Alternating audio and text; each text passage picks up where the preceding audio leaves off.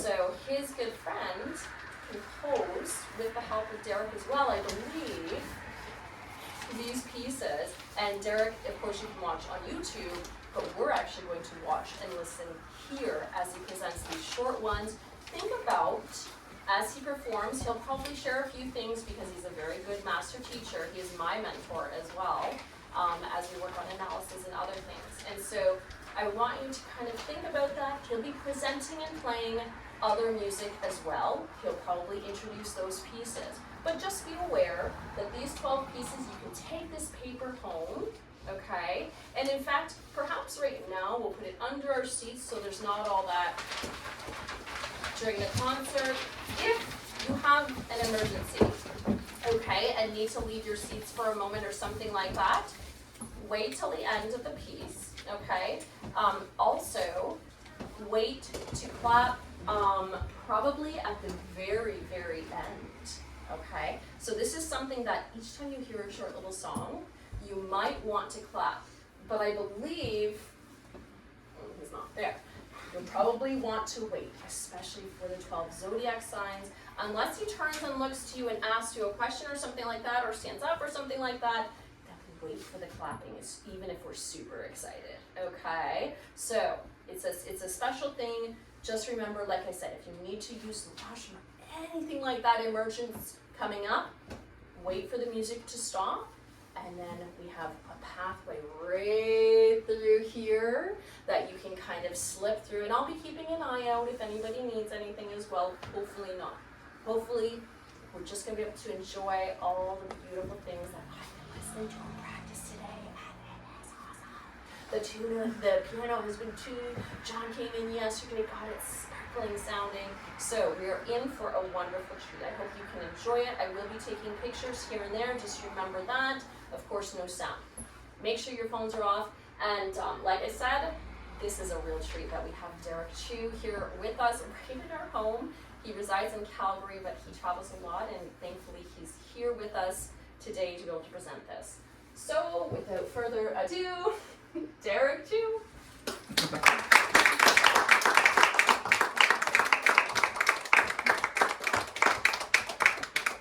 So many of you in such a tight space. Wonderful. Thank you for joining me, and thank you to Emily and Sean for hosting this very intimate performance. The first pieces I'm going to be playing are 12 Chinese Zodiac Animals, and they're written by Vince Ho, who's an award-winning Juno-nominated composer. He's written so many amazing pieces, concertos, symphonies, piano pieces. He writes a lot of stuff for saxophone too. And he wrote this wonderful concerto for one of the world's greatest percussion players, Evelyn Glennie, who is deaf. A deaf musician. Isn't that amazing? How can you be a musician you can't hear? Right? It's like being a chef and not being able to taste. But Evelyn Glennie is able to feel the music through the floor. She performs in her bare feet, and she feels the vibration through the floor and through the body. So the 12 Chinese Zodiac Animals, this is book 1. There's 4 books. Book 2 was completed and premiered last year by University of Calgary students. Vince is working on book 3, and I'm consulting him on that. And so book 1 is about like baby animals.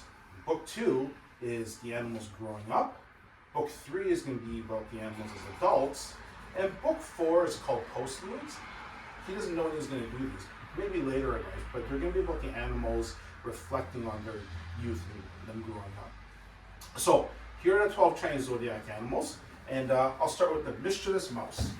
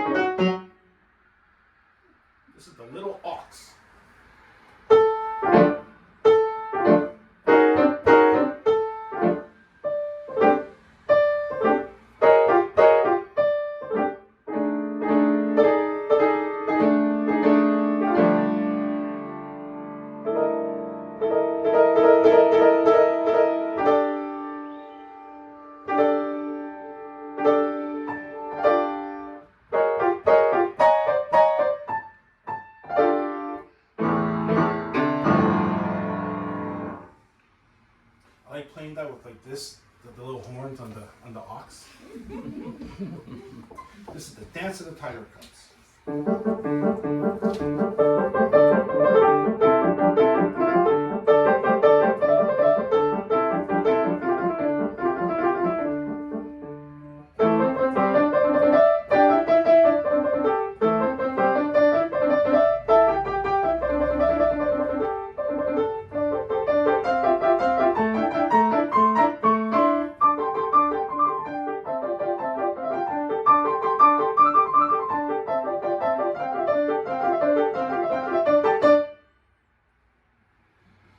This is the prancing bunnies.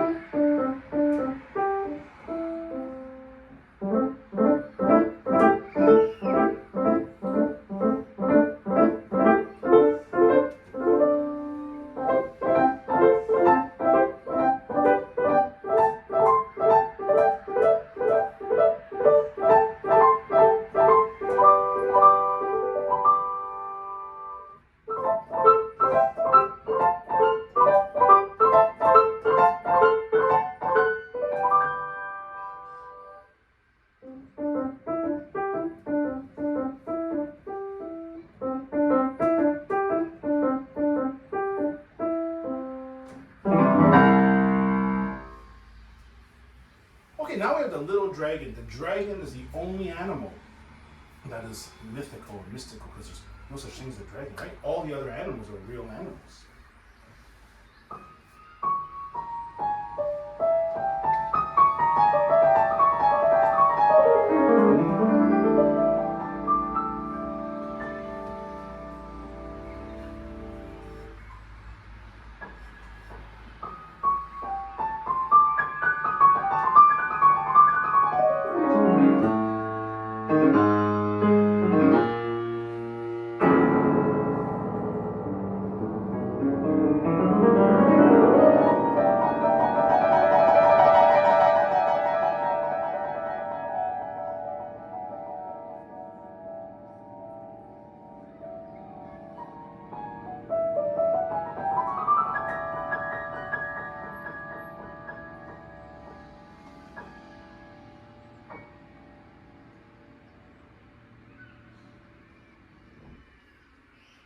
Now we have the playful snakelets, and this is my year. The Chinese zodiac, each animal represents a year, so this is my year.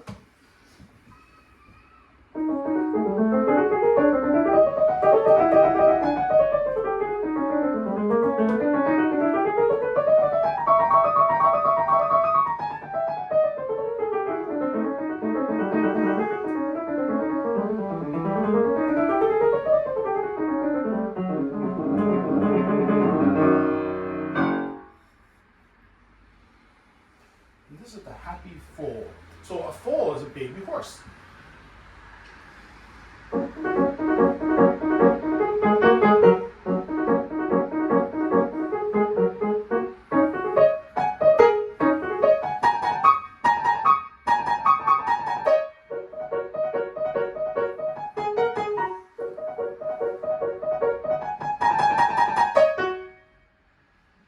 So the fist is representing of the hoof of the baby horse that is trying to run. And now we have the gentle man.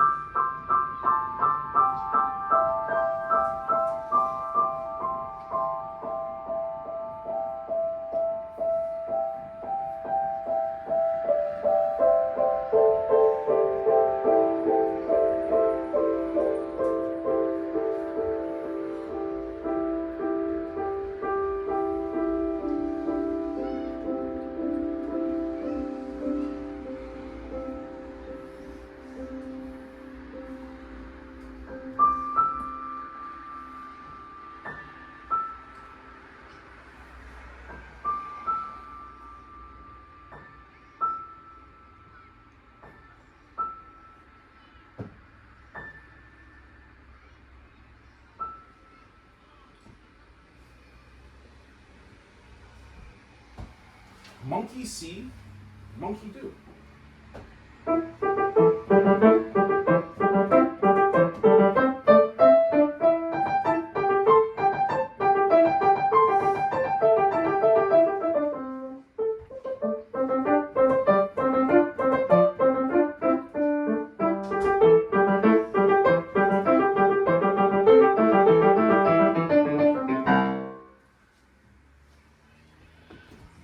Now we have the dancing chicken.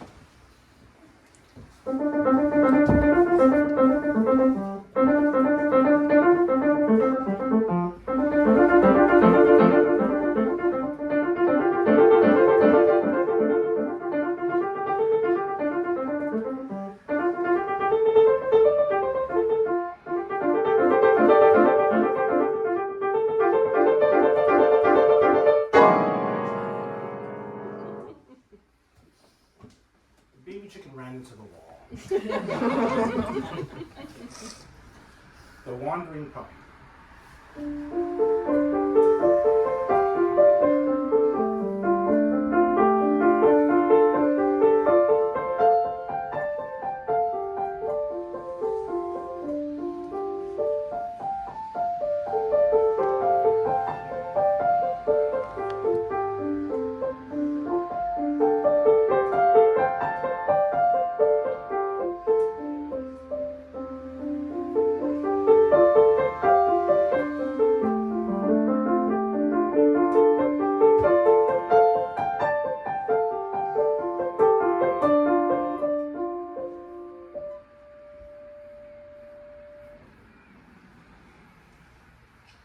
Now the tranquil pig.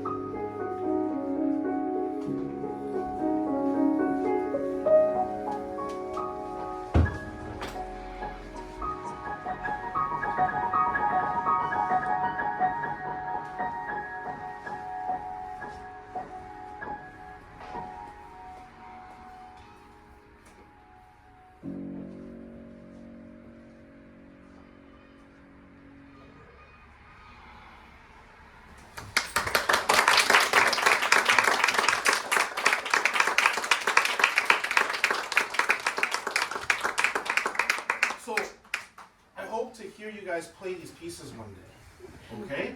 There's a piece for all of you, because if you're a different year, you just find the one that aligns with your birth year, okay? All right, so now we're gonna go to Mozart. I love Mozart, he's my favorite composer. I play a lot of Mozart. I visited the home where he was born in Salzburg.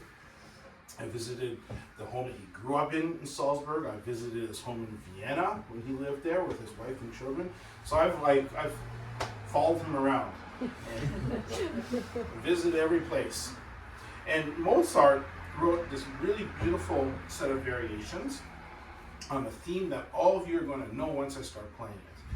But your version, what you know of this piece, is actually not the original words to this piece. Okay?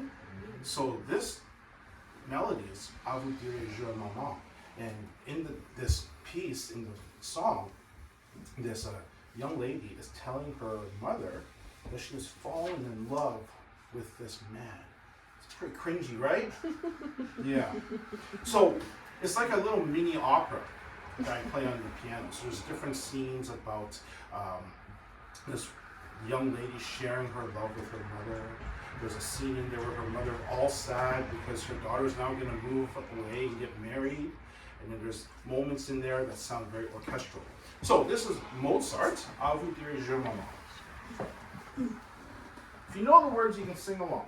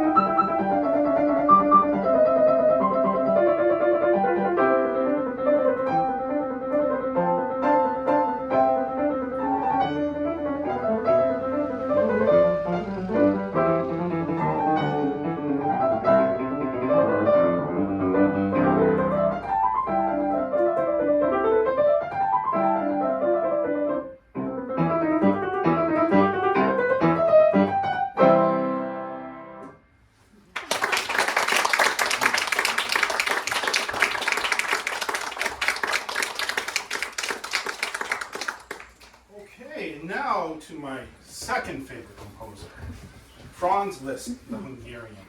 And Franz Liszt was born in 1811. It's a long time ago, right? 1811. And passed away in 1886, a long time ago too. And he wrote a lot of wonderful music for the piano.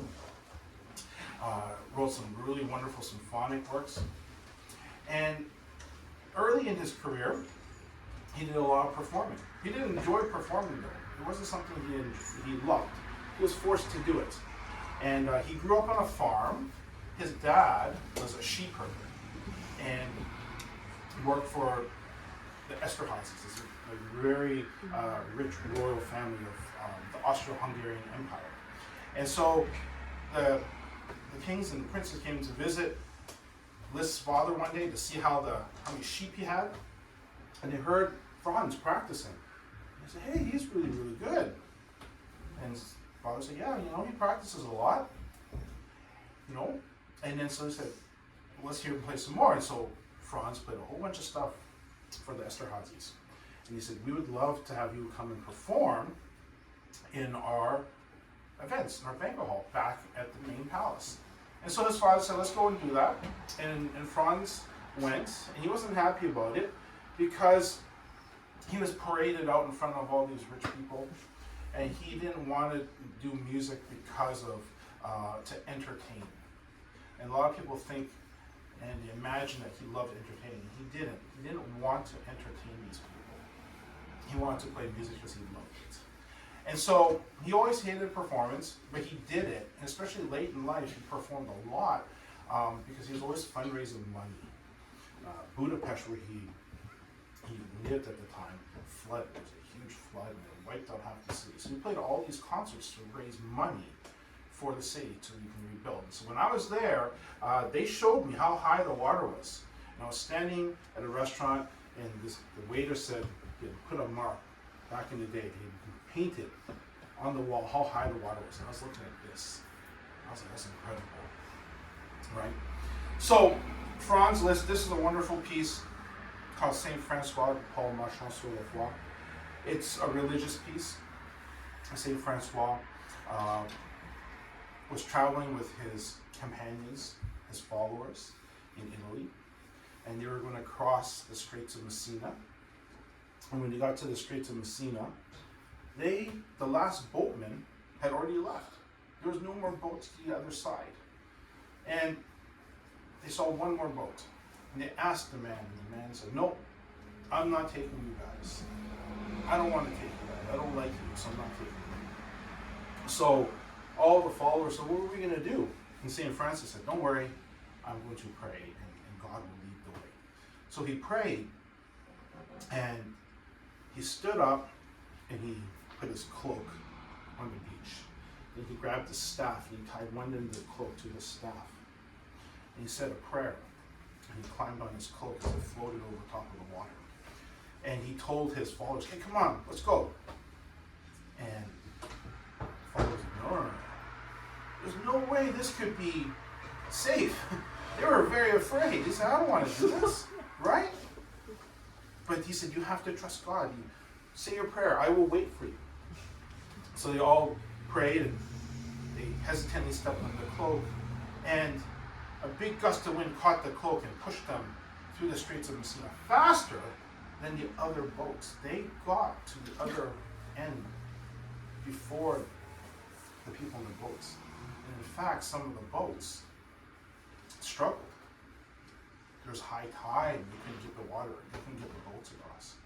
And so they begged St. Francis to help them, and he did, because he was a man of God. So this miracle has been documented many times in artwork, but there's a large painting the size of this wall depicting this whole wall, including the window. It's called a fresco. The whole thing is depicted in this giant piece of art that hangs in the Vatican Museum in Rome. So this is Liszt, Saint Francois de Paul Marchand sur la Foi.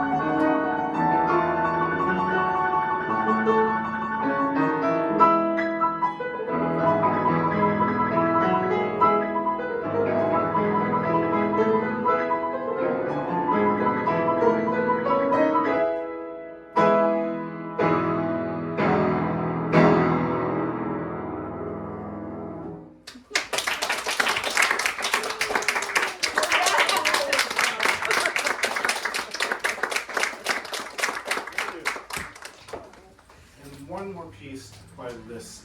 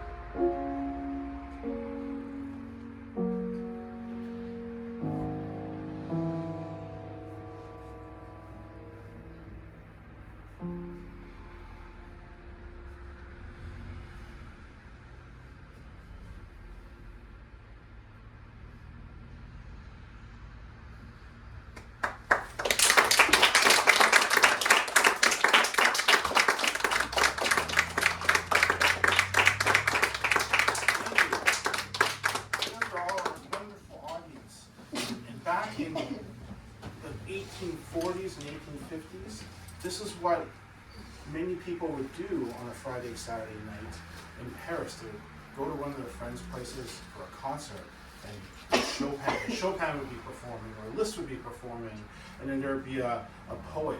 And the poet, the name was George Sand, but it wasn't a man. She changed her name to Aurore Dudevant to George Sand, and she would share some of her poetry. And so they were called soiree concerts. So you guys participated in the soiree concert. It's a very French thing to do. And afterwards, they would have a great party. Lots of goodies. So, thank you so much. You were a wonderful audience. Does anyone have any questions? Yes? How long did it take you to learn these pieces? It's a good question. The Liszt piece I've been playing since I was like 19 years old. I play it all the time, which means I practice it all the time. So I've played it longer than most of you have been alive. So Mozart I play quite a bit as well. The Vince Ho piece, I just started learning them when Vince gave them to me when we were collaborating. You'll find a lot of them in the Royal Conservatory books, but yeah, even though once you've learned it, you're never done learning, right? There's always something else that you can continue to grow. And sometimes in performance, a light goes off and you want to try something, so you go back to the practice room and you try it. And sometimes in performance, something doesn't work, so you have to go and try it again, right? So I've been playing these pieces for a while. I play them a lot, but I keep working at it. It's always another day. There's another challenge in this piece. So. Do you do finger-hand exercises as well, or just your playing? I do a lot of technique. I do a lot of scales, chords, arpeggios, finger exercises, all sorts of stuff. Like Chopin etudes, Liszt etudes, a lot of constantly to keep my fingers going. So when I'm not, it's part of the daily routine. Just wake up. I wake up at 5 o'clock in the morning. I practice every day from 5 o'clock to 8 o'clock. So, so it's part of the routine to do etudes, but a lot of it is about not just the fingers, but it's about listening. It's about what sounds can you create, and how does the sound in your fingers? How does that work, right? So, a lot of times students are practicing etudes and exercises to get faster fingers. All of us are professionals, not just piano, but also violin and trumpet. We're not practicing etudes for faster technique. We're practicing for sound, to see if we can produce certain sounds and certain colors in our playing. That's more important to us, because the truth is there's always someone else that can play faster, right? There's always someone that's faster as a runner than you out there, right? So we don't really worry so much about speed and that sort of thing, but my concern always is about the sound and the color, because that's what art is about, right? The painters create these beautiful colors in a palette. For us musicians, it's can I transform this, piece of metal and wood into these beautiful colors. And I always imagine the piano like a cartoon. Like there's actual physical notes that come out of the piano like you see in a cartoon. Like there'd be like a G that comes out and it's a certain color and it moves around. That's how I always imagine music. So to me it's a very visual thing. So I'm playing, I'm imagining a note physically traveling through space, going to different people's ears. So It's really cool. yes. Like where else are you performing, or what do you got going on recently? Playing in Detroit on Sunday.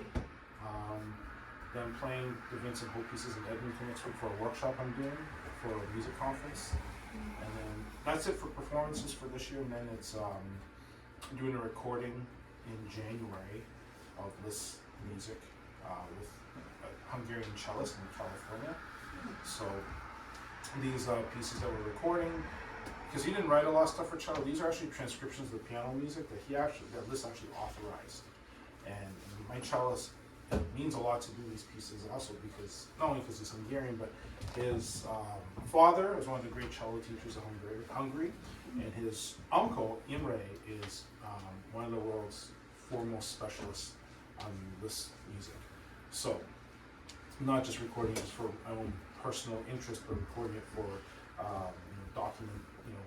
historical documents for the Liszt Society. So it's a big project. But this year has been really busy.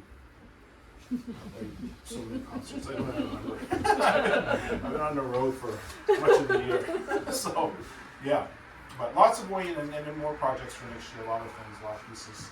I get back to for February doing something, and then Where did you play that gave you the greatest joy? the greatest joy was actually this past summer. I played with some pretty amazing artists. Roberto Cani, he's a concertmaster at Opera, Basil the cellist I was talking about. I played with Nick Wright, concertmaster at Vancouver Symphony, just really amazing people. But the greatest joy is really, a very short concert I played in Italy this summer with my son, and he was on violin. So that was the most, most important concert because it's something that he and I got to share together on stage. And so I teach and perform in Italy at a music festival. So my son has come every year, but he switched to violin this year. So he didn't want to play piano anymore. So he switched to violin. And he said, well, this is good because then we can play together, right? Right? So, yeah, so we had the opportunity to perform together, which was just so much fun.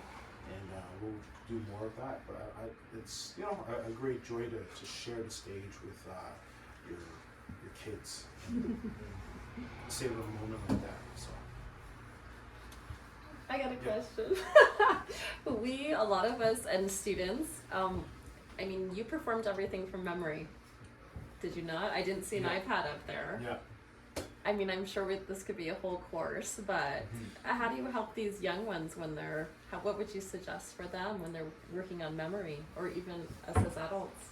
It's all about how you study the music. If you do something carefully and you're paying attention to the details, the memory will come. It's not about playing it 100 times and hope that it's there. It's learning it inside out, right? Like knowing something really, personally, like the back of your hand. None of you have to think about how to spell your name anymore. You don't have to think about what your phone number is, because you know it that well. You've done it enough times. So, but a lot of the work I do is just analytical, just looking at the notes, telling them what it is. Oftentimes I write the notes out on a piece of paper. Music stuff, I'm sitting there and I'm writing the notes out in the airplane and studying. So there's a lot of steps for me to get building up the memory and to build the confidence. But the most important thing I tell my students is that I already know I'm going to play well. I already know that. I'm not worried about mistakes. I'm not worried about things falling apart. I know I'm going to play well. And it's not about being arrogant. It's just knowing that I practice so hard. I don't practice to hope to play well, right? I say to a lot of students and to teachers, there's only a few things in life you hope for, right? Those are the things that you have no control over, like winning the lottery, right? That's like hope. Or winning that prize at school. You hope someone draws your name, right? You don't have control over that. But your performance is something you have complete control over. It's not something that you put up to chance. You have complete control because you're spending the time practicing. And you're not practicing to hope. The practicing that you do, if it's careful and you're concentrating and you're thinking through what you're going to do, it's going to lead to success. That's why we do it, right? The stage is not a scary place. I know a lot of you think about it that way, but it's not a scary place. To me, it's like an amusement park. The music is a ride. Because there's different thrill rides. You go on a roller coaster, you go on the water ride, you go on It's a Small World, right? You go to the merry-go-round. Like every opportunity to play music is like going to an amusement park. And so when you do it at an amusement park, you have a lot of fun, right? You get a lot of cotton candy, you get popcorn, right? So that's what the stage is. To me, it's this place to have fun. And if you look at it that way, you'll enjoy your performance. If you are afraid of it, it's hard. But you also have to remember, like, the audience isn't there to judge you. The audience is there to support you. The audience is there to hear you do something really special. And you're gonna, when you play a note, you're doing something special for them. You're giving them something that's gonna make them smile or make them cry or make them feel a certain way. So when you go and perform, you're communicating, you're sharing something about you with your audience. So have fun on stage.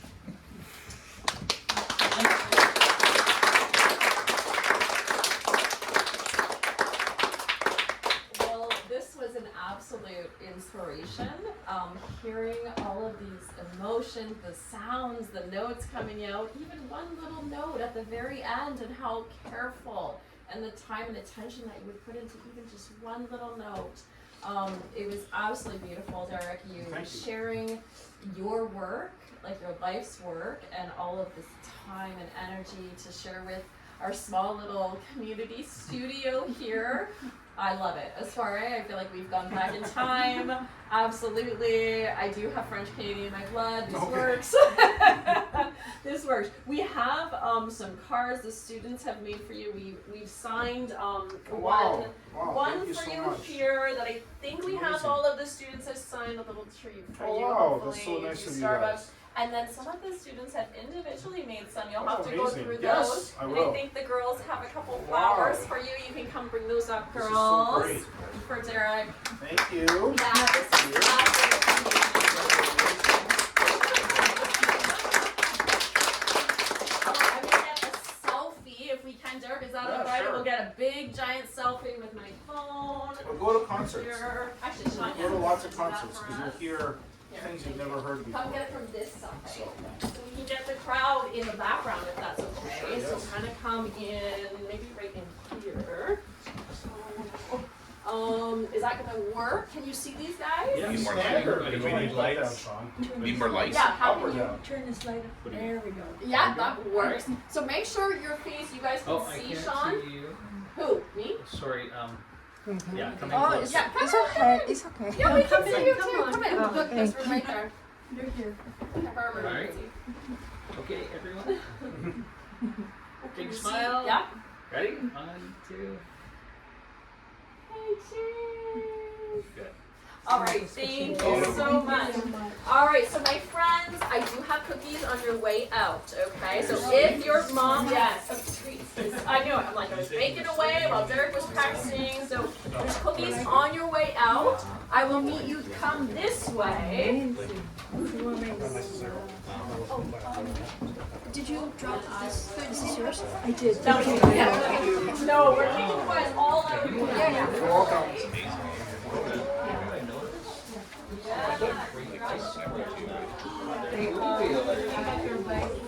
Yeah. See ya. Let me know if you find it. Over there. So you're the one that gets to see her in the pool. And then we'll trade with Yeah. Yeah, so you're the yeah, the color coordinator. I have to translate Christmas. And now the translate.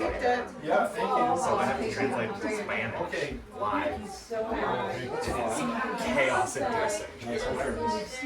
But so yeah, I'm headed there, and we have YSA Sunday School. So if you want to come join second hour, you will not be as disappointed.